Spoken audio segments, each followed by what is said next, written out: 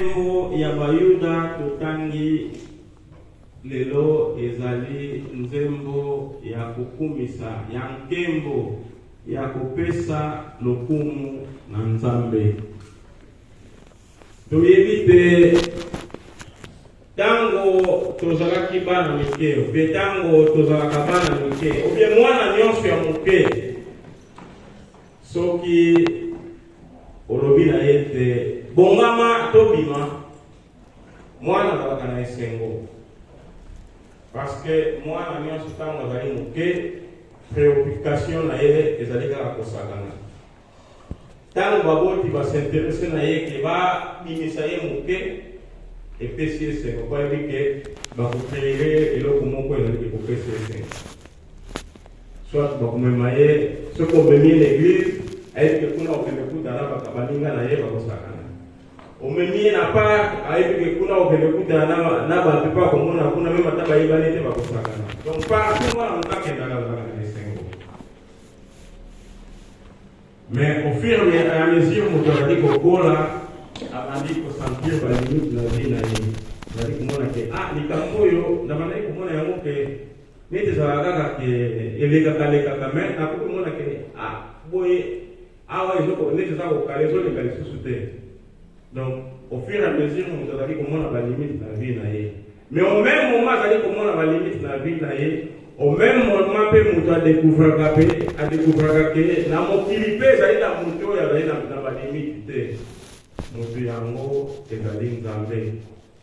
C'est ce qui fait que moto à force abandi kozwa conscience ya mingi posa ya Nzambe mpe ezali koya parce que azali komona ke oyo nyonso azali kokoka te soki amemi yango na moto azali na limite te moto wana korésoudre ye.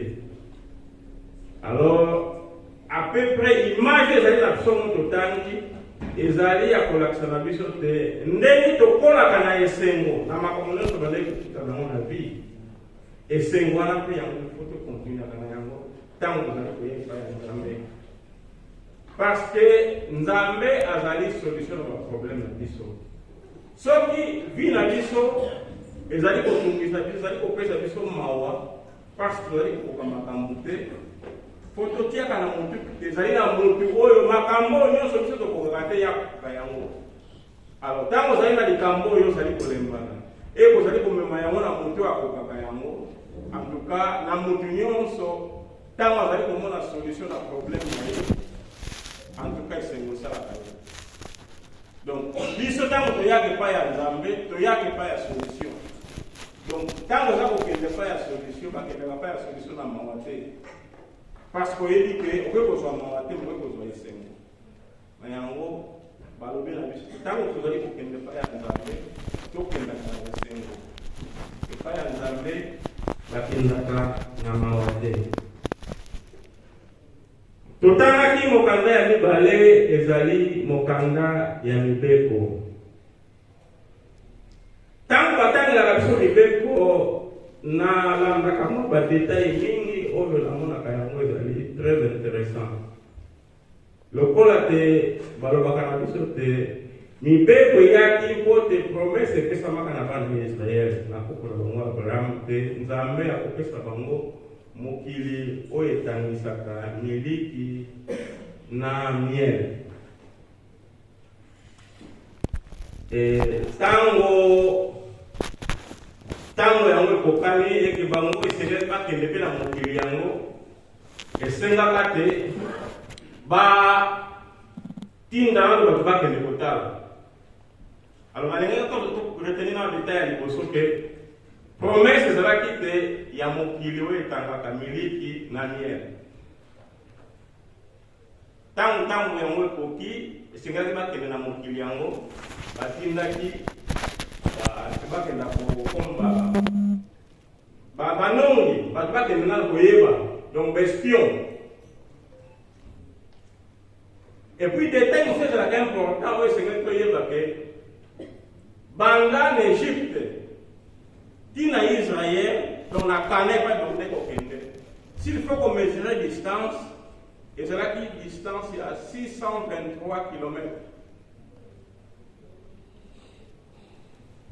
Mais mpona kotambola 623 km wana bana ya Israel basalaki 40 ans.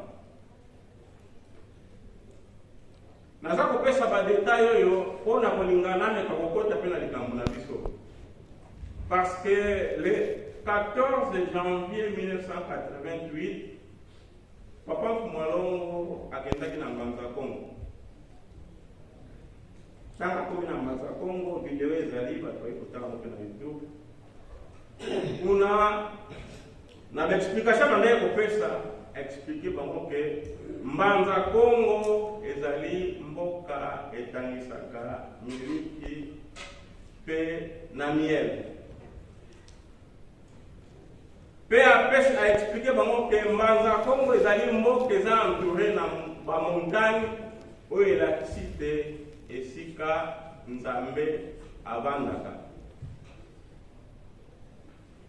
Et détail moko so ezali important. Donc soko tali de Nkamba ti Mbanza Congo au lieu ezala ndenge tomoni distance wana ya 623 mais de Nkamba Mbanza Congo ezalaka na 223 km. Et papa tanga azalaki na Mbanza Congo alobelaki makambo ebele etali Mbanza Congo. Même a expliqué que même les campagnes qui m'ont kimbango et bandelaka kuna. Soki elongoka kuna pour ka nenge ba bebi selaka. Et na ba détail après ça qui suka papa yeko la sabango te ne likambo ezali kuna o esengeli te biso esengeli to bénéficier. Et papa na bozongi na ye na posa ya Papa Mfumalongo ezalaka azonga susu na Mbanza Congo parce que ezalaka période moko papa banda kosala ba voyage mingi na Angola et ndenge toyebi Angola ezalaka mboka moko ya bitumba depuis indépendance ti ba période oyo ezalaka bitumba mais soki kini eyaki na Angola moto aliboso asalaka intervention po te boyokani ya banda kokota ezalaka Mfumalongo. Parce que tant que vous allez en Angola, bakonzi Angola, donc vous me intéresser papa, et papa me a pour ça moi médiation moi na kati wana o 54 ba premier accord ya paix Angola et signamaka na Congo avec médiation à Mobutu pour la première fois président Edouard Dos Santos a fait ça la gambote na Sabine na Congo. Alors on a signé l'accord plus tard et c'est là que baba banda ko matérialiser yango mais to yebi ka ndenge biso moko tozalaka ba faiblesse na biso ke mona yeke likambwana soki tumemi yango na poto e kozala na poids kolega ndenge ezalaki na Afrique. Bamemi yango na poto bakoro ezalaka signé na Guadeloupe baye ko signé yango lisusu na 16 et babelele te kimia Papa Mfumalongo pose ezalaka ke na Angola bato balobi non papa kokende nanu te esengelaki papa muta ke na Angola parce que papa nde moto azali moto ya kimia et toyebi koya ya papa mimi ezalaka mais avant papa aya na Angola Papa Mfumalongo amikindelaka papa na Mbanza Congo po papa kangwa ye na Angola Oliasi limite sana Rwanda maso wela kiko kende mbangu kina Mbanza Congo. Kilima kwa Mfumalongo ayebaka likambwana atinda ka deja batna Mbanza Congo bakina ko préparer terrain. Bakende lokola ba espion ba yeba likambo.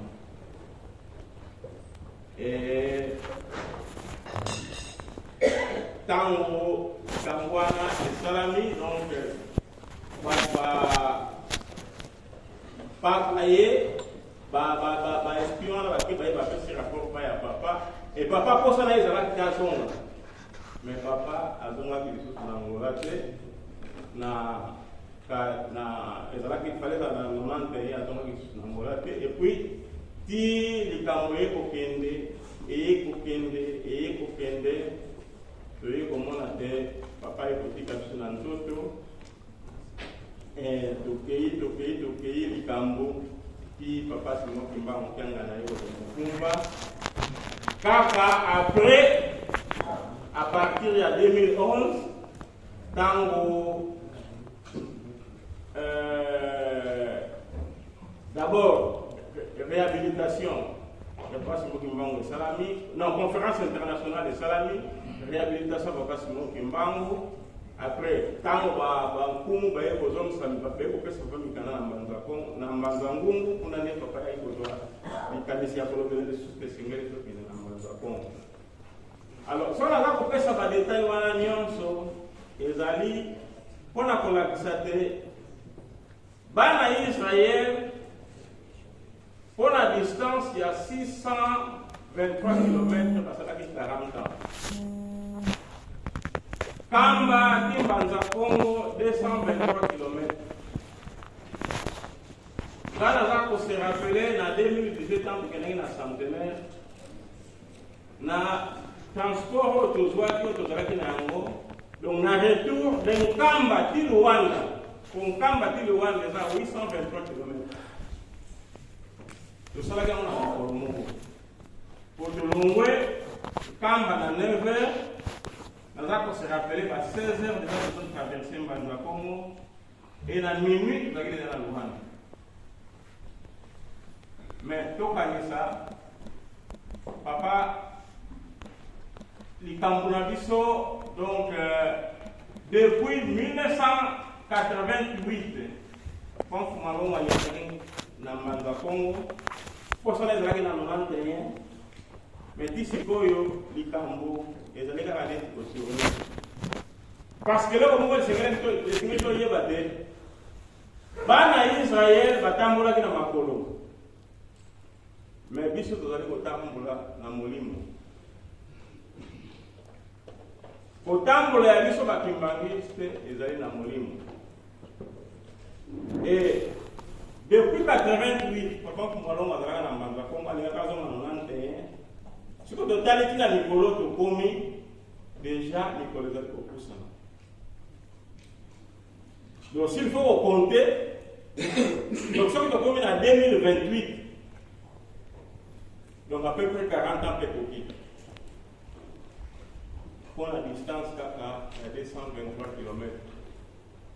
Nango likamwana esingeli interpellé biso makasi. Papa Fumalongo tango alingaki otika biso na nzoto le 2 janvier 1992 atikaki likambo.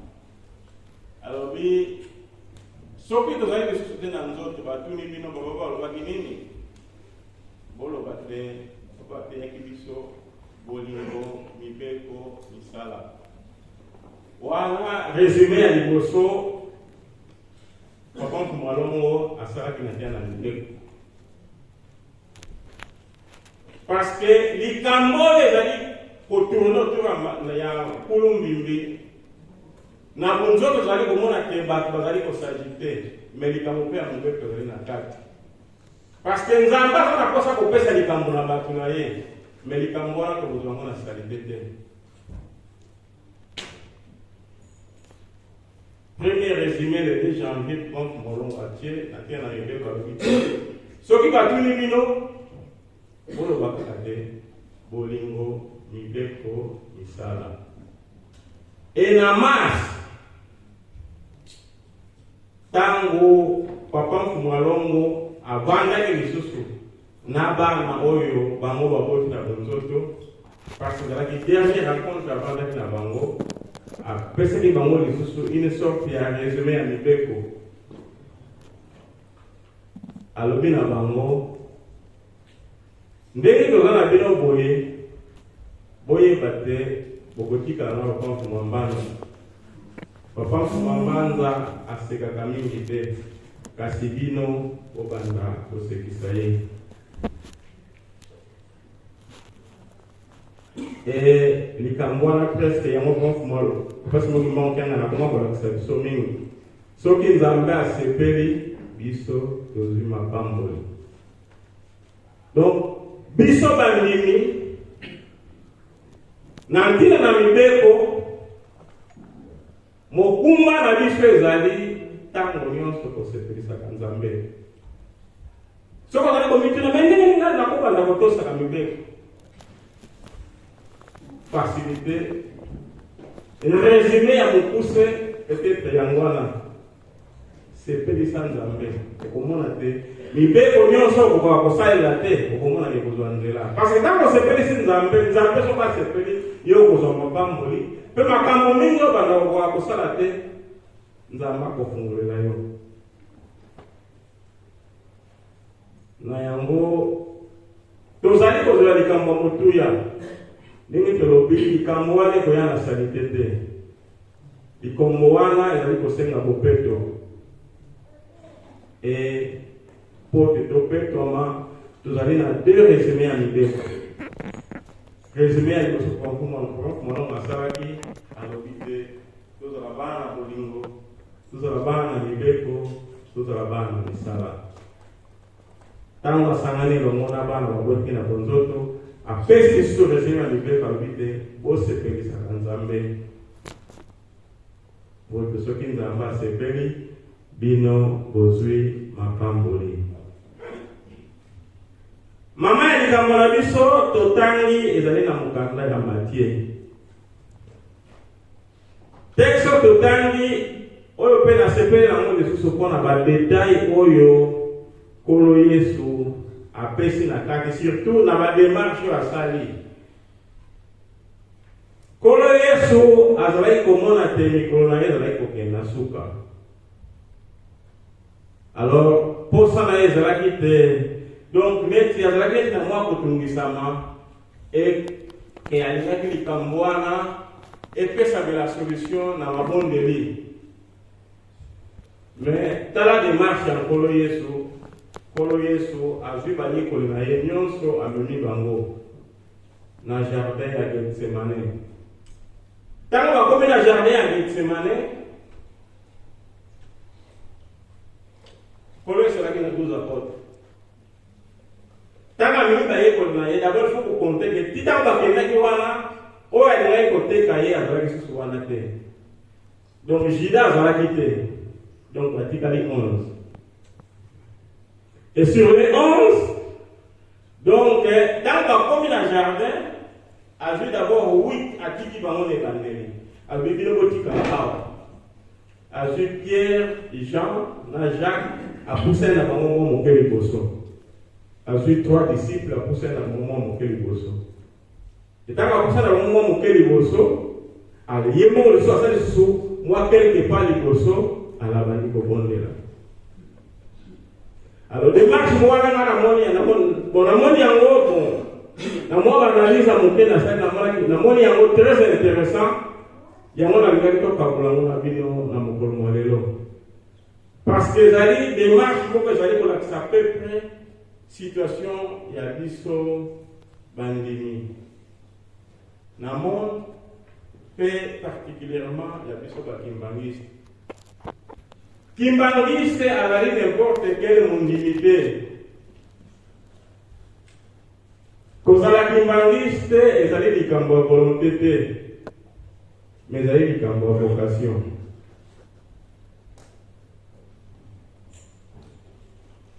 Ndenge totalaki dernièrement na théâtre bajene basalaki ana